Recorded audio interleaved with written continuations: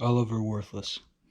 One of the worst basketball players of all time, if not the worst basketball player of all time. He has only made 74 buckets in a 19-year career. In this documentary series, we explore the 19-year career of one Oliver Worthless. So, Oliver, can you talk to us about how college was?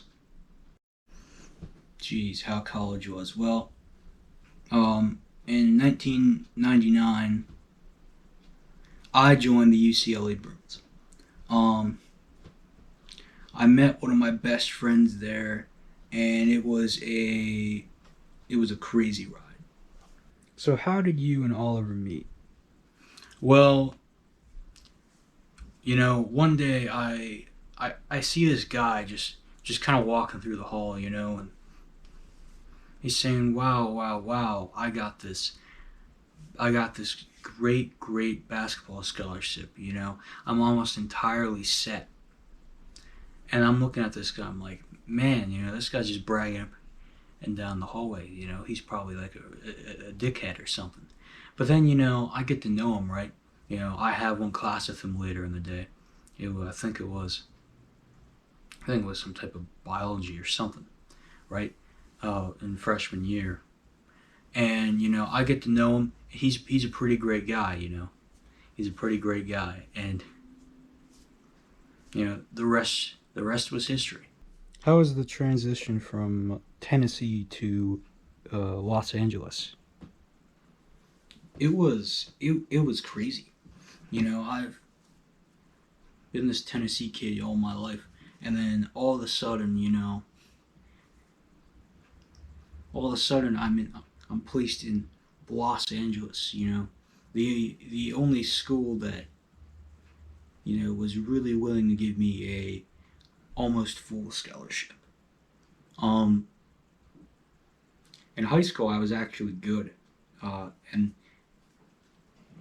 as well as in college, I was actually a good basketball player, as I'm sure we'll get to. But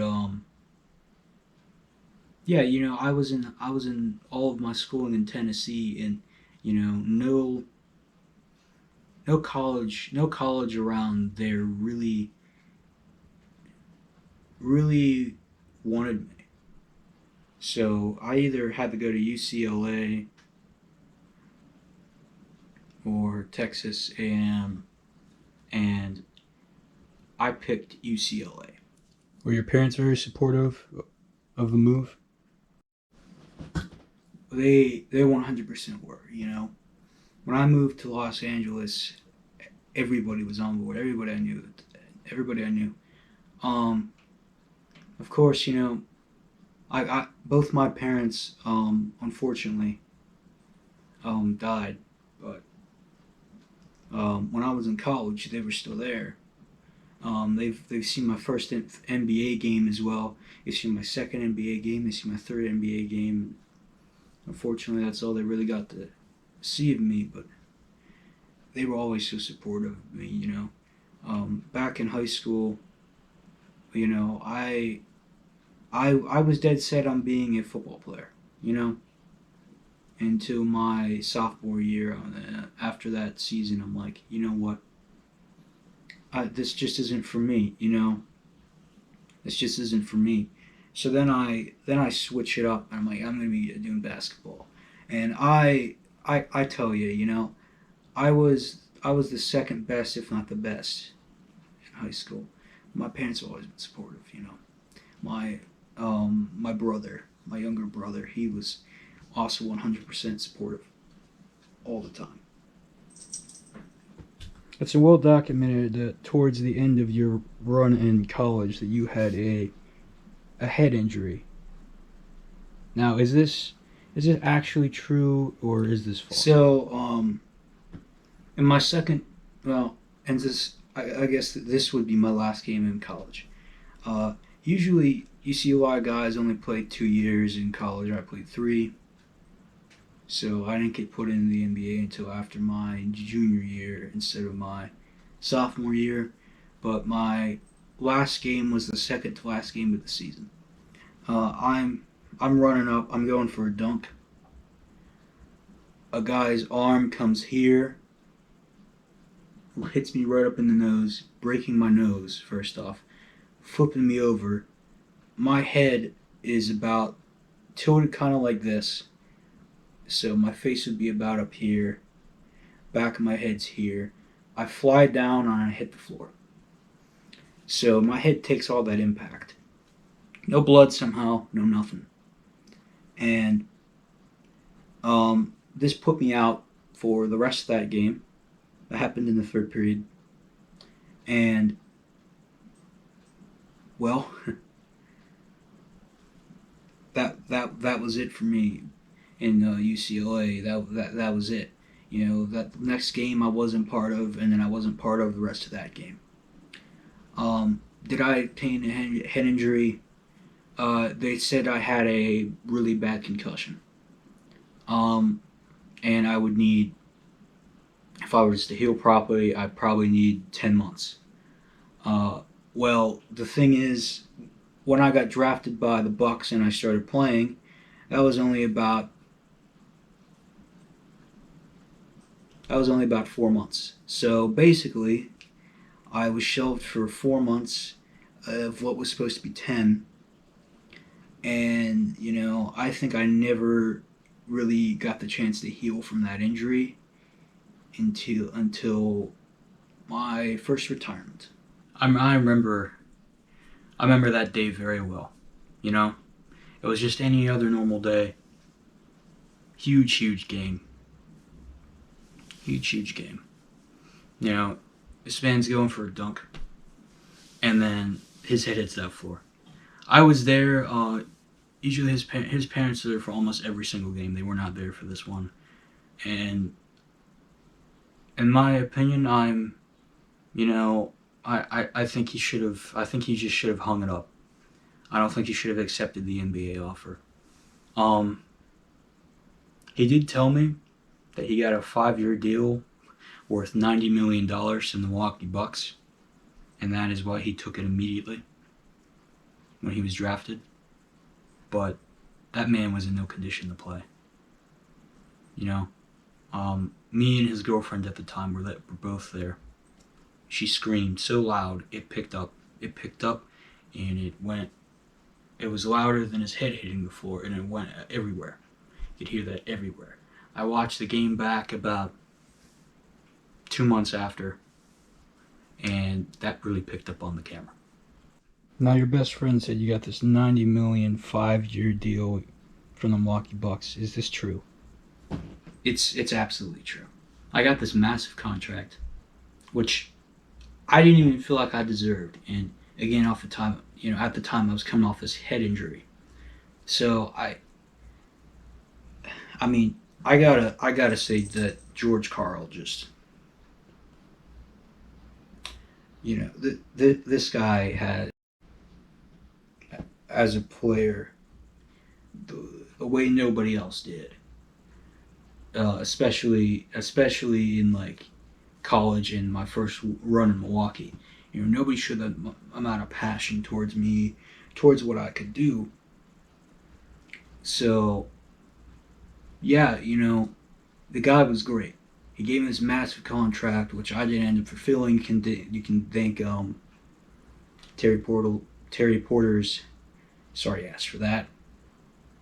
When he became the coach after George, we were always butting heads, and this guy hates me. I don't think there's a single person in the NBA that hates me as much as Terry Porter does. But George Karl, always a great coach. Now, how was it coaching Oliver? It was pretty interesting coaching Oliver. He always had this drive and this passion, and I really wish I knew about the head injury, so I could have at least had him on the bench, for the first couple months of his first season. The news didn't break about him, really getting his head hitting the floor. Somehow that just flew right under the radar of everybody in the NBA. And then when he got traded, that is all that he talked about. And I don't know why, but after leaving Milwaukee, after 3 seasons, his third season with Terry Porter as the coach, and that man had a vendetta against Oliver the entire time. But he was always good in my books. You know, he, despite the fact he could barely score, this man had the passing IQ of Michael Jordan. You know, this guy could get it done. You know, he might not have been able to score at all in the NBA, but he was insane. You know, this guy got rebound after rebound after rebound. You know, if he missed a shot, that ball was coming back into his hands. And after Milwaukee's where he really learned how to adapt and pass the ball even better, because he stopped taking those big chances shooting, because he just was like, well, I can't do this. And he's a very, very great talent that, you know, I feel like defensively could be the best in the league. Offensively, absolute shit. I know your parents meant a lot to you, so what happened on the night of their death? So we, game 3, were playing the 76ers. And yeah, it's the last game that my parents ever saw. Ability and IQ of Ben Simmons, both amazing. And how about that's an impact Embiid has on the floor? He's a great rim protector. Not only tall and long, he's deep too. He's a thick guy, so he's an excellent rim protector. Discourages. Very, very good game. You know, we won by a single point. I made my first basket of the season. You know, I made a layup. First basket of the season. My father understands. You know, he's very, very happy for me that I finally got to do this. You know, and it wasn't like I was like given only like 2 minutes or something. I was the 6th man and I was playing 20 minutes a game. And this made no sense to me or anybody else why I was so bad, but I was. Very bad. And, you know, looking back on it, I'm thankful I was on the team as long as I was. But my parents, when they left, they got on a bus to go back to their hotel room. The bus crashed.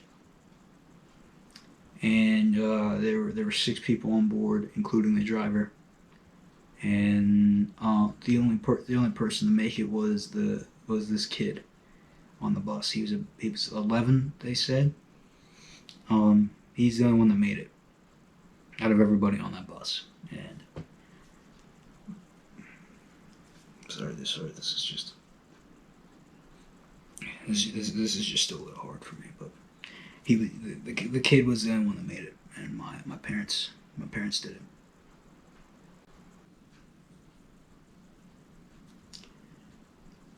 Not in the way that one would think, but you know, my confidence, which was already pretty low at the time, because I'm really bad at this, you know, and I figured it would just be a few games, you know, that was bad, you know. It's bad the first game, the second game, I at least scored the third game. But I missed 3 games because of the funeral, and I just wanted a bit of time off after that because it was so tragic. The whole team understood. I come back, and then in my next game back, they're like, wow, you know, maybe he's going to finally be great now. Because the game I come back, I score 3 times, right? Just 3 2-pointers. But that was basically it for me for almost the entire season of my first season. And then we faced the 76ers again later on, and I scored a three-pointer. Guys, I mean, all he needs is a little separation, and he's good to go. The pass to the eraser. From the arc. It's good from long range. I was thinking that whole game, I'm like, I gotta get a three-pointer for my parents, you know, because this would just mean a lot to them if they were in the stands. They'd be so happy to see it. So I did that, and my brother was there for that game, and my best friend was also there for that game. And when they saw me hit that three-pointer at the last second of that second period, they cheered. Everybody cheered. It was crazy. And that was the only three-pointer I've ever made in my career. Out of probably, I probably have about 50, 60 three-pointer attempts, and I've only made one, and it was in my rookie year. I say that's pretty bad, but it is what it is. He didn't talk to me until about a month after they died, and I was very, very concerned about him. You could see his confidence was so bad because, besides the comeback game where he came back and he scored 3 2-pointers, so the next 7, maybe 8 games after that, you could just see that he didn't even want to try. He was out there. I think for about 7 in those 7 and 8 games, he might have only had about 10 attempts at the basket, which is quite crazy. But when you only have 10 attempts, it makes more sense that you're not scoring. But 7 8 games of just being that bad, and the only time his coach that had George Karl was ever really mad at him was in that period of time, because he was just not trying, but he was handing the ball off to other people, doing this and that, and well the thing is, he wasn't trying. The team won all of those games, so I mean, I don't know if that's a good thing or a bad thing, to be honest. But I remember that game against the 76ers way later in the season, where he scored that three-pointer. I saw his brother on the opposite end. I was on one side of the court. We saw the three-pointer connect. Our eyes locked, and we both cheered, put our arms in the air at the same time. So we've covered a lot of the George Karl era. So how was it under Terry Porter? It was challenging. After 5 games, he was just like, all right, listen, I don't know why you're here. I don't know why you're paid as much as you are, but something has to change. So he took me from being 6th man to just a guy on the bench, and then I was only having 10 minutes a game. So they cut my minutes in half, and I was only doing 10 minutes a game. Under him, the one season I was there, I scored a few times. I think I scored one more time than I did my second season. I think though my biggest weakness for that season was free throws. I did not make a single one, where the year before I think I at least had 3. But I had so many attempts. Whenever they saw me on that court, they fouled me on purpose. Well, that's an example of using both vision and playmaking ability to find the open teammate. Sexton is a quality floor general. On the sideline, let's catch up with Hall of Famer David Aldridge. Hey, Kevin. Well, if you just look for a few minutes at Giannis Antetokounmpo on the court, you know why he's called the Greek Freak. But it's the drive that makes him They fouled me on purpose because they're like, hey, look at that guy. Hey, look at that guy. That guy kind of sucks at basketball. So I'm gonna foul that guy because he's not gonna make these free throws. He's not going to make these. And they were right. I didn't make one. I didn't make any. But I just can't sit by and like pretend all this was going to be great. You know? I actually have a picture of something he said here, like a written out piece of paper as like a note that he had written down, like about me. This was to several other teammates. He's like, hey, don't do this, don't do that. Like, let me go find that real quick. What good old Terry did. Here it is. So Terry Porter said this to the team. It was a handwritten note that he gave to the starters. He said, when Oliver gets out there, do not give him the ball. Just do not give him the ball. If you give him the ball, we will lose games.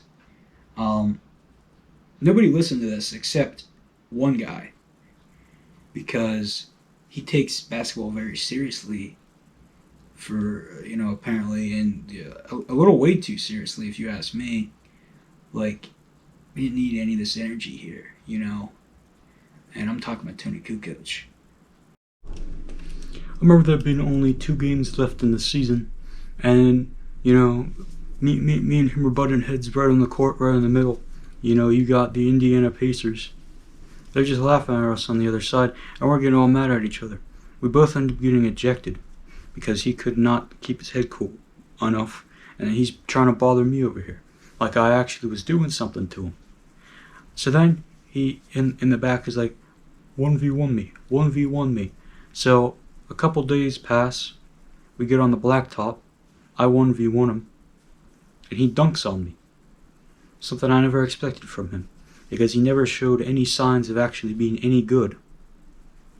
And when Terry told me to keep the ball away from him on the court, that is what I did, until this day. So that last game that me and him played together, I gave him the ball several times, and Terry, he was not happy. So what was it like departing the Milwaukee Bucks? Well, departing Milwaukee, it was depressing, because, I'm like, wow, this team, this could be it. This could be the team. I could be a guy that stays there forever, Unfortunately, that was not how it went. Terry wanted me gone. Kukoc, he said we made up towards the end of that season after that blacktop game we had 1-on-1. But I don't think we really did. I feel like he still had it out for me. So that's why I was let go from the team 2 years early. I was on this 5-year, $90 million deal, which I don't even know what that maths out to if you divide that by 3. But, so I guess he had me 30. I don't know why I needed to do that. 30, that's very interesting money. But they trade me. They trade me to the Rockets, and the Rockets was, a way worse experience than Terry Porter Bucks. There's not a player or a coach on the Rockets that liked me, and I was only there for 1 season because of this. And that was a bad experience in itself. But like, man, what a career, huh? Join us next week for an exciting episode of The Last Glance.